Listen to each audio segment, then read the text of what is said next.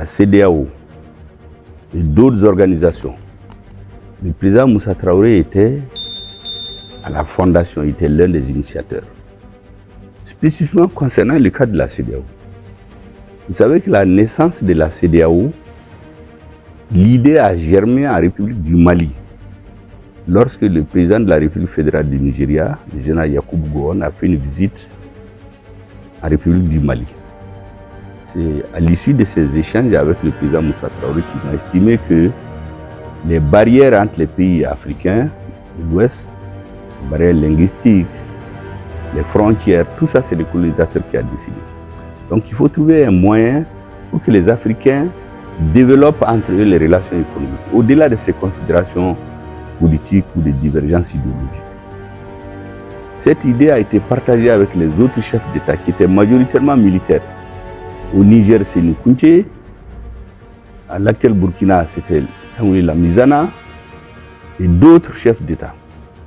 Donc les militaires ont fait le lobbying auprès des chefs d'État africains. Et lorsque la majorité a partagé cette idée, ils ont décidé de fonder la CEDEAO au Togo. C'est le président Yadema qui a présidé la séance fondatrice de la CEDEAO. Donc le Mali est mal placé pour casser une union qu'elle a contribué à créer. Mais de quoi il s'agit? C'est qu'à partir des années 90, dans la foulée de ce qu'on appelle la démocratisation, j'ai expliqué plusieurs fois aux Africains que cette question de démocratie a été imposée en Afrique comme une camisole de force qu'on est venu nous mettre. C'est pourquoi vous aurez constaté que tous les pays francophones dans lesquels on a changé les régimes politiques à partir de cette conférence de la Bolivie de la démocratisation. Dans tous ces pays, sans exception, on a assisté à la destruction de l'armée, à la destruction des désarticulations des systèmes éducatifs, à des guerres civiles et des coups d'État à répétition. Le Congo, le Rwanda, le Burundi, le Tchad, l'Algérie, le Mali, le Burkina Faso, la Côte d'Ivoire, il n'y a aucune exception. Les seuls pays où il y a un semblant de stabilité, c'est les pays où ils n'ont pas pu changer les régimes politiques. Donc ce n'était pas une question de démocratie. Mais on a travaillé les mentalités des gens au point qu'ils nous font avaler ce qu'ils veulent. Donc à partir des années 90, ils sont arrivés à faire passer à la CEDEAO l'idée selon laquelle on fait maintenant de la politique. Quand un régime politique change, il faut prendre des changes suivant ce qu'ils appellent les voies non constitutionnelles. Il faut prendre des sanctions contre ce pays. Mais même dans ces sanctions, il n'y avait pas cette question d'embargo. Ça n'a jamais été prévu dans les textes de la CEDEAO. Malgré tout, qu'est-ce qu'on a constaté? En 2021, la CEDEAO ici est allée de violation en violation. D'abord, quand il y a eu le changement du régime le 18 août 2020 au Mali. Est-ce que vous savez que ce n'est pas la conférence d'État, des chefs d'État de la CEDEAO qui peut sanctionner un pays, mais c'est le président de la commission, un fonctionnaire, qui décide de sanctionner un État souverain qui est le Mali, après le changement de régime du 18 août 2020. Mais cela ne l'a pas suffi. Quand il y a eu, on a fait la rectification. Quand la France a décidé de nous mettre à genoux, la CEDEAO a été mise en plein là-dedans pour jouer le jeu. Le représentant de la CEDEAO ici a commencé à démarcher certains responsables politiques, la classe politique, pour les pousser à refuser tout accord avec le gouvernement de transition. Nous l'avons suivi. Lorsque nous avons eu tous les éléments, nous avons demandé à la CEDEAO de changer le représentant, parce qu'il est en train de se livrer à des activités incompatibles avec sa mission officielle. Ils ont fait traîner pendant un mois dans l'espoir de renverser le régime. Parce qu'ils faisaient croire aux hommes politiques qu'il ne faut pas qu'il y ait un accord, parce que si les Maliens s'entendent, la CEDEAO serait mal fondée pour prendre des sanctions. Lorsque nous avons vu leur mauvaise foi, nous l'avons renvoyé, on l'a déclaré personne non grata. Il y a des ambassadeurs qui se sont émis, qui sont même venus chez moi. Il y a un ambassadeur qui est venu faire l'avocat pour lui. Cet ambassadeur-là, je lui ai dit que ce représentant de la CEDEAO s'occupe des activités incompatibles avec sa mission officielle. Et il n'est pas seul. Je l'ai mis en garde, cet ambassadeur-là. Après, j'ai donné des consignes qu'il fallait au ministre qu'il faut pour le convoquer et le mettre en garde. Il a été renvoyé après, vous le savez tous. Parce qu'il a commencé avec son chef d'État à s'ingérer de façon flagrante dans nos affaires intérieures. Maintenant, pour revenir à la CEDEAO, c'est que chaque fois qu'il y avait des sommets de la CEDEAO, c'est le président français, c'est les médias français qui annoncent pratiquement les conclusions. Donc, quand les sanctions là devaient être prises, les sanctions illégales et illégitimes contre le peuple malien, elles ont été annoncées bien avant.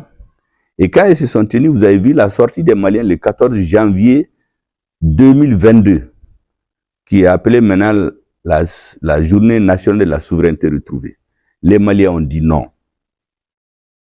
Et qu'est-ce que nous avons constaté? La CEDEAO a commencé à violer ses propres règles. D'abord, quand ils ont pris l'embargo, comme c'est illégal et illégitime, ils se sont précipités pour manipuler et faire endosser ça à l'Union africaine. La France a intervenu pour faire adopter ça à l'Union européenne. Mais quand ils sont allés à l'ONU, par 2 fois, la Russie et la Chine ont posé leur veto parce que c'est illégal. Parce que les pays sans littoral comme le Mali, il n'y a aucun texte de la CEDEAO qui autorise cet embargo. D'abord, les textes de la CEDEAO, les règlements et les statuts de la Banque centrale interdisent cet embargo financier qu'ils ont fait contre notre pays. L'UEMOA, la même chose. D'ailleurs, nous avons pris des avocats à la Cour de justice de l'UEMOA. Le Mali a gagné son procès.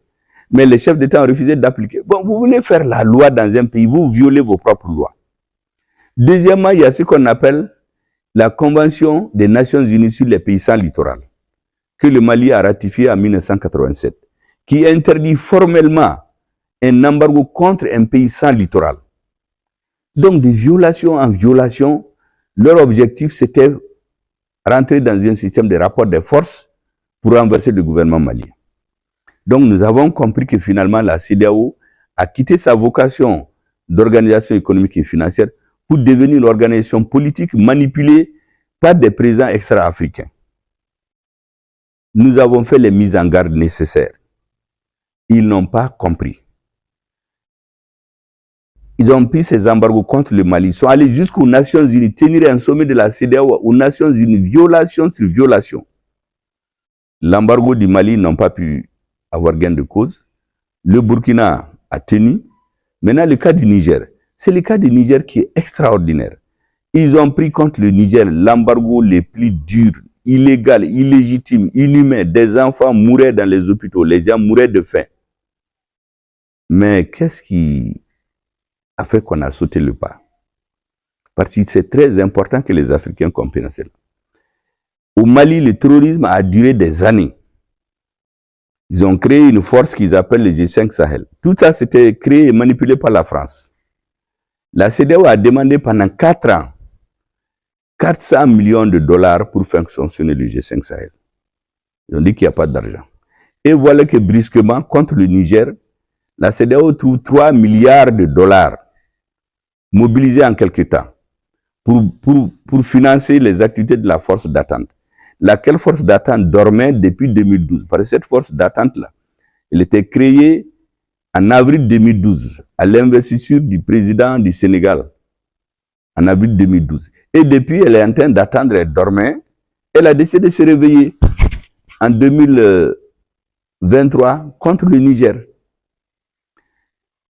Les activités ont continué, les démarches, nous avons téléphoné, on a fait toutes sortes d'interventions.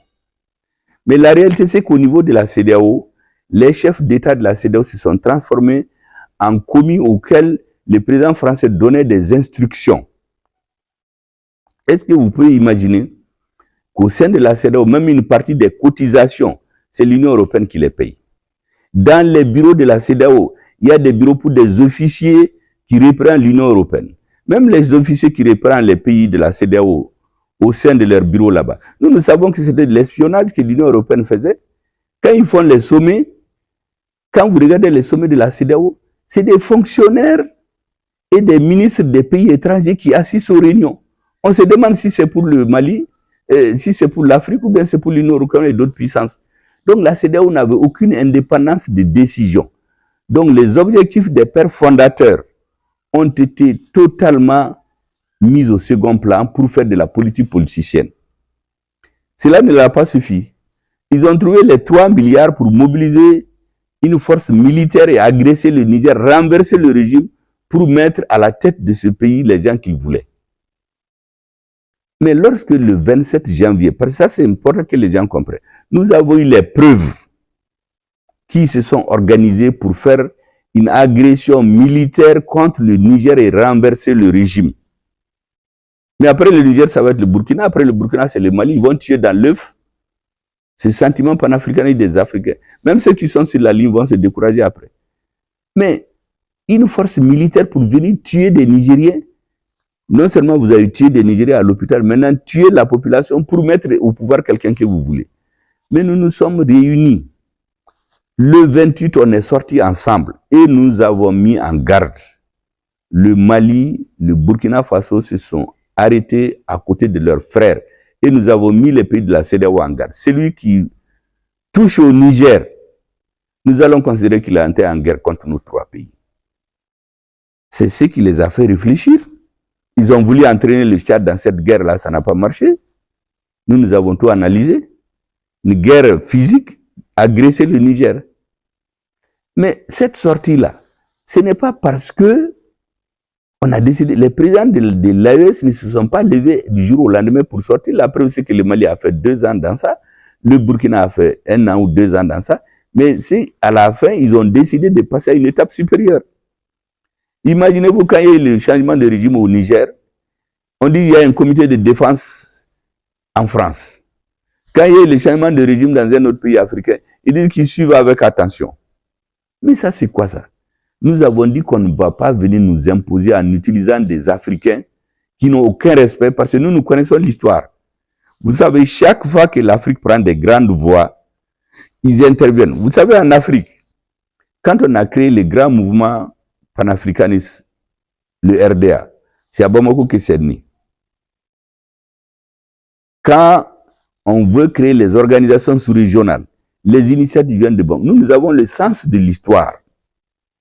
Parce que tous ces pays de la sous-région sont des entités qui émanent de l'éclatement des grands empires comme le Ghana, le Mali, l'empire Songwe. Par exemple, vous prenez le Dahomey. Ce que les gens ne savent pas, Dahomey c'est un nom Songwe. Dahomey, ça veut dire en Songhai, ça veut dire là où la limite de la terre. Tout le nord du Bénin, là, le Dendi, là, ça c'est l'appellation Songhai, c'est l'Est, ça veut dire en Songhai. Les Burkina, quand vous prenez par exemple le mot Burkina, c'est un mot certes moré, mais c'est un mot Songhai. Burkina, ça veut dire un homme intègre en Songhai. Donc toutes ces entités-là, c'est les mêmes entités géographiques. C'est les colonisateurs qui nous ont divisés. Le Niger, à la veille de l'indépendance, il y a une partie du Mali qui a failli aller au Niger. Moi, j'étais à la mosquée d'Agadez en 2023. Elle a été construite vers les années 1450-1500. Mais cette mosquée-là, c'est Askia Mohamed qui l'a construite. Ça veut dire qu'on est les mêmes peuples. Et nous, au Mali, on a le sens de l'histoire dans tout ce que nous faisons. C'est pourquoi nous patientons, nous observons, mais il y a des limites. On n'accepte pas qu'on nous marche sur les pieds ou qu'on traite les pays africains comme des moins que rien. Il y a un éveil de conscience auquel le gouvernement malien s'est dédié. Et nos frères se sont ajoutés à nous. Donc nous avons décidé de sortir ensemble et mettre en garde les Africains qui font le nègre des services pour les Occidentaux. C'est tout. Pour le reste, là, il n'y a pas de problème.